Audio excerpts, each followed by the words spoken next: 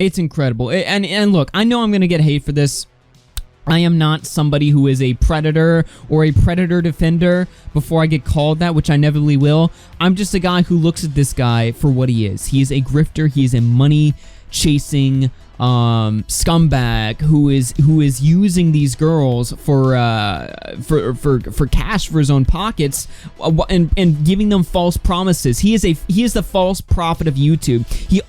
He'll fire up these Twitter videos where he'll be like, "Oh, don't worry, it took us 10 years to get Epstein locked up. We'll do the same to Onision." Bullshit.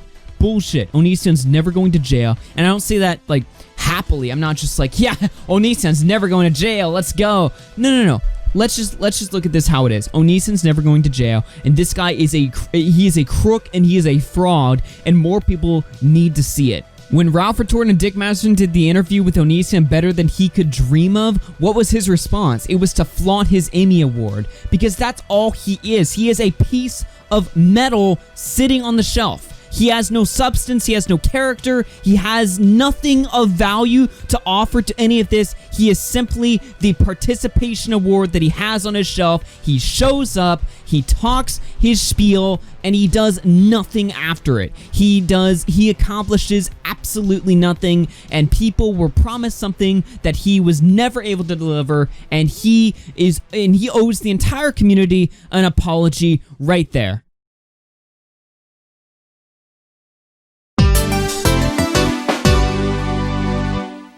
So after a while, I kind of just moved away from the whole Chris Hansen, Onision, Davi Vanity stuff. I never even really touched the whole Davi Vanity stuff. And Onision was kind of a done case for me after that whole situation really fell apart. It was really flourishing, really thriving in January when everybody thought things were going to happen. And then everything kind of just went to shit when people begin to realize that there's really nothing there that can get Onision in any more trouble than he's already been in, and the whole promise of him going to jail is something that's just unattainable. It's a narrative that began to be unpopular, but got popular real quick as soon as people started taking a look at all the evidence and just seeing, hey, there's really nothing here. So what has Chris Hansen been doing? How has Chris Hansen been trying to survive? Well, he's really taken to the whole Davi Vanity story. He's doing his usual thing where he brings on victims to interview them, but he's also been bringing on some other figures as well, and one of these figures is a guy by the name of Angry Slug. But I'm getting a bit ahead of myself. Before we begin, what are we talking about? Well, we're talking about the stream he did on Wednesday. Have a Seat with the Chris Hansen, featuring Kylie and Slug discussing Onision and Davi Vanity. Now, the first half of this interview I don't really want to touch on. Firstly, like I said before, I'm not somebody who's really been, talking about the whole Davi Vanity story, or somebody that's gotten really invested into that.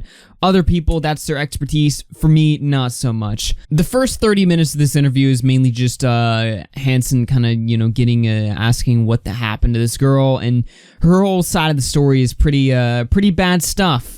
Pretty damning stuff, pretty out there stuff. If you want to listen to it for yourself, go for it. I'm not really, again, one who's going to give you like a whole, outline or whatever of what she said, because that's not really the purpose of today's video. Rather, we're going to be focusing on the second half of the interview when he brings this guy by the name of Angry Slug on. Now, I've had a couple of run-ins with Slug, as you guys know, on livestream.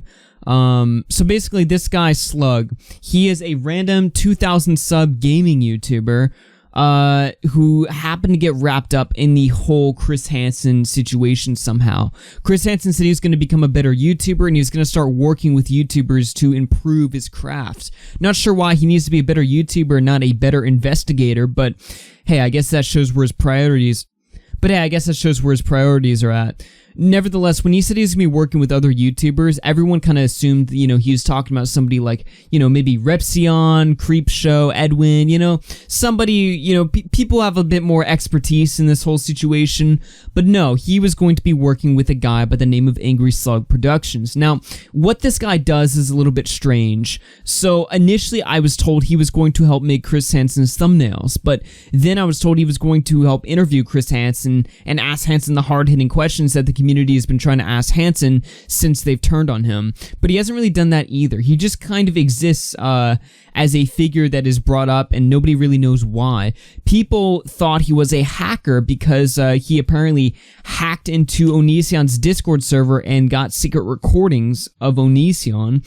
However, this guy had simply faked a screenshot that showed that he was a member of Onision's channel when he actually wasn't, so he was able to get into the server, and then he started recording conversations within Onision's Discord server where they were just mundanely talking to just Discord members, and nothing really interesting happened. Despite him wording it as something incredible, you know, a deep dive into the inner workings of Onision. Nothing ended up really happening that was worth note. We've seen Onision recordings. I actually did Onision recordings 2 months prior to this guy, so I'm not sure why his recordings were so significant. He actually tried to lock them behind his Patreon page as a paywall, but he got a bunch of backlash for that from Repsion, so he started putting them out for free, and they were just nothing spectacular at all to listen to. They were not groundbreaking recordings. They were not, you know, recordings that revealed anything from the inside. Just very mundane stuff. For some reason, Chris Hansen, because I guess he wants to keep up the illusion that he's, you know, getting through to the Onision case, that he hasn't forgotten about it, he brought Slug on to talk about what he found in Onision's new Discord server, and it is just a disaster. He has been hiding behind a newer server, which is hidden behind him having to direct message newer members. This is less of just a little issue or anything at all, but this is just Greg trying to tighten his hold on the members in that server. So you can kind of see what's going on here, right? So, you know, Chris Hansen brings Slug on to pad out more watch time on his live stream, where Slug is going to reveal shocking fact that Onision has a Discord server. Oh man, he has a Discord server, and guess what he does in there? He talks to people. Creepy stuff over here, and you might be thinking, oh, Augie, you're jumping the gun. Obviously, Slug has some recording where Onision's doing something crazy or weird or something like that. No. If you were hoping for something a bit more substantive, no. This gets bullshit real fast. So he shows Onision's Discord account like that's supposed to be some shocking revelation. Then he reveals audio. Let's take a listen to this damning audio. By the way, my video's in there in the recommended, so what's up, guys? I'm on Chris Hansen down there. Have it set to the timestamp of him announcing the ban and reasoning. So let's have a listen. So he has an hour, 2 hours of recording, and he's gonna play a part where Onision's talking about how he banned somebody in his Discord. Who cares? Who cares? Listen to this. Oh. I just banned Blasian. Why? Let me see. This is why it's controversial. So Blasian's been a member of Patreon and this for about 1 billion years, and I have had this consistent feeling that Blasian is as close to anti-O as humanly possible without actually being anti-O. Wait, what? And the reason I say this is Blasian. That's fine. If any of you want to leave the server, I welcome you to leave the server because of that. Because Blasian was such a pivotal part of the server, really iconic, really. Riveting stuff. This is what's being played as like the big expose, like, ooh, super secret hacker man. I mean, look at how this guy presents himself. He's in a dark room sitting in a chair with a microphone that's tied to his chair as if he's got keyboards out, RGB, different monitors. He's like hacker man over here. And what was he able to do? Whip up a screenshot that shows that he was subscribed to Onision so he could get into the Discord server and then record riveting conversation of Onision discussing Discord server drama. Who cares? How is this relevant to anything that people want talked about? How about the sexual stuff? Is he, it's not like you have audio of him like admitting to his love of like 15-year-olds or something. It's not like you have anything like damning or spicy or something. You have audio of him talking about banning somebody. Who cares? Who the hell's Blasian? Why are they getting banned? I don't care. Let's take a look at these riveting timestamps. Ban talk. Greg asks James how old Angel is while threatening a ban. Onision OnlyFans shutting down. Greg talks about the rise and other stuff. The art person is here. Greg is mad because he's irrelevant. Greg talks shit on Nicholas Diorio. I read through all of these timestamps and nothing sounds interesting. Maybe some of these clips are funny, but how is this relevant to a serious case? Like something that's supposed to be a serious investigation. There is one timestamp at the bottom though. 1 hour, 34 minutes, 14 seconds. Rape begins. What? Do you? Fuck. Yeah. I'm adopted, so like I asked my biological mother, like, hey, so what's my dad like? And he's like, and she says, so I was raped. Oh, it's somebody talking about their biological mother being raped. When he timestamps it like rape begins, I'm like, wait. Is Onision like raping these girls through the disc? How does that work? What is going on here? Like I'm reading all these timestamps, penis insecurities. Ooh, Greg has a small penis. And then at the bottom it's like rape began. I'm like, whoa, jeez. Yeah, this is the serious investigation over here. 100% serious. The relevance that this Discord server has is that this is where Onision talks to young girls, which is, yeah, obviously you can take a listen to the call. It doesn't take a genius to figure out that the server is, consisting of primarily girls, at least in the voice chats that are recorded. It does sound kind of pathetic and kind of sad and, you could say creepy as well. But here's where Slug tries to go in for the finisher, but fails. So Slug got into contact with the 14-year-old girl that he tries to keep anonymous. He forgets to censor her name though, so he has to do some quick censoring on the spot. I'm grabbing a screenshot now of my conversation with someone who is confirmed to be 14 that was in contact with Onision, and I'll censor their username real quick, just so that when I show it on screen. What makes you so confident that this person is actually 14? They sent me a picture of their ID with their name censored.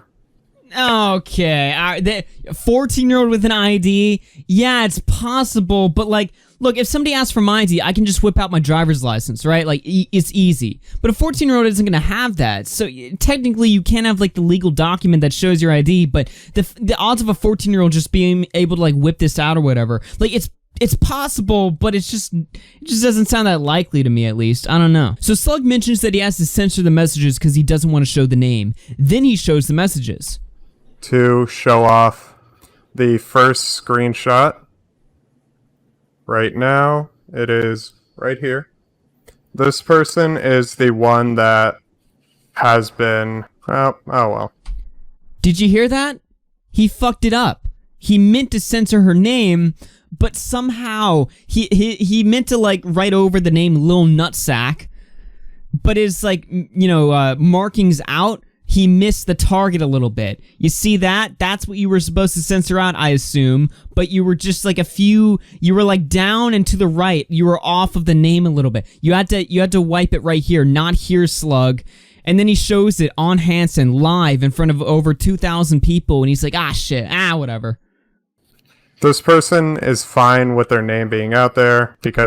I don't think they are, Slug. If you had to censor it, then obviously you would have known that this person probably didn't want their name out, but when you fuck it up, you're just like, whatever, they're fine with it. I hope they are, Slug. Jeez. It's fine. Then, as it goes on,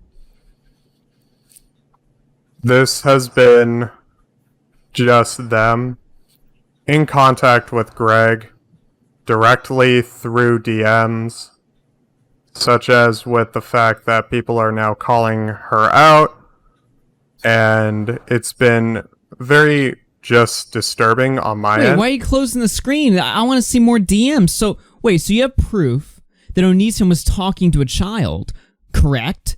Did Onision know this person was a child? What was the nature of these conversations? If you're bringing this, point up that he was talking to a child, surely there must be a reason for that, because talking to a child on the internet is not inherently creepy, nor does that mean like, there were sexual connotations to their conversations. There's just so much I don't know. Like, why are you bringing this up? What's the context? Who is this person? What relationship do they have with Onision? What were the nature of their conversations? Did Onision know her? Like, these are questions I want to know, and this needs to happen in this interview. Otherwise, I don't know as a viewer why I'm watching this angry slug guy ramble on about some Discord server. This is my point. This is why I titled the video How Not to Do an Interview or something like that, because there's questions I have. I have more questions watching this than I had going into it, Hansen, and that's a problem. That's a really, really big problem. There's more embarrassing stuff with Slug, but I'll leave it at that. As if that segment wasn't bad enough, Hansen then closes off the interview by asking a couple questions.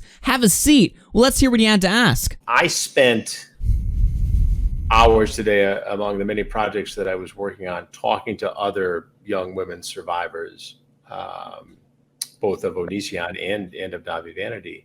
Do you see a parallel in terms of the grooming, the targeting, the exploitation of vulnerable girls? And I guess the question begs, as we wrap up tonight globally, how many other guys like this are out there? And what do we do about it? So Chris fumbles the question and then he ends it off by like, well, yeah, how many pedophiles do you think are out there? What kind of, this is a non-question. This is like when you're talking to somebody and you're like struggling to engage conversation with them. So you just like say or ask some like dumb shit that has like no, there's just no substance to it. Like, oh, hey, what's up, dude? Like, yeah, man, it was, yeah, how about last night, man? Yeah? Like you're just like struggling to find like a point of conversation, so you're just like are stumbling and fumbling around, and the other person's just like, what are you trying to ask me? But that doesn't even take the cake. Hansen's final question to this girl is just, this is the winner of the night, ladies and gentlemen. Take a listen to this. I see something else interesting, and that is that a number of the girls, now young women, who I've talked to and interviewed for this case, are also involved in the protests, the Black Lives Matter movement, in the aftermath of George Floyd's murder in Minneapolis. Do you see any parallels there? What? What are you talking about? Wait a minute. This man literally just compared like Onision to the George Floyd murder? What does that have anything to do? Where is the what kind of question is that? How could you honestly sit there with a guest of this nature and throw them this type of curveball non-question? What do you think about the correlation of the George Floyd murder and the Onision? Like this girl, listen to her silence. I'm gonna back it up by 10 seconds. I'm gonna play it again. Listen to her silence. In the aftermath of George Floyd's murder in Minneapolis. Do you see any parallels there? I mean, the silence just speaks 1,000 words there. We have, as a society, we've progressed past the need to, the need for back in the day when like shock comedy was popular, all of these things that are at the expense of another person. Okay. I'm gonna leave it off there. Look, here's the deal, alright? I'm not saying I'm an expert at interviews. Matter of fact, I am terrible at interviews. But I also don't claim to be this, great interviewer, this Joe Rogan of YouTube or something like that. And I also don't claim to be, trying to stop pedophiles or predators or whatever. That's what Chris Hansen is. He is the interview guy and he's the predator guy. And the fact that he's continuing to fumble these investigations every single week, it speaks volumes to his character here. He is a grifter. He was here for your money. He's not here to lock these people up. He's here to make an extra buck because he has debt to pay off, and he does a terrible job at it. There's a reason on his NBC show, he had a whole crew of people who were doing the hard, dirty work while he was the guy who asked the questions. Turns out, he's not even good at asking the questions. It's incredible. And look, I know I'm going to get hate for this. I am not somebody who is a predator or a predator defender before I get called that, which I never really will. I'm just a guy who looks at this guy for what he is. He is a grifter. He is a money-chasing scumbag who is using these girls for cash for his own pockets and giving them false promises. He is the false prophet of YouTube. He'll fire up these Twitter videos where he'll be like, "Oh, don't worry, it took us 10 years to get Epstein locked up. We'll do the same to Onision." Bullshit. bullshit. Onision's never going to jail. And I don't say that, like, happily. I'm not just like, yeah, Onision's never going to jail. Let's go. No. Let's just look at this how it is. Onision's never going to jail, and this guy is a crook and he is a fraud, and more people need to see it. There's a reason John Swan's coming out with the video on this guy soon. People need to know the message. Chris Hansen sucks.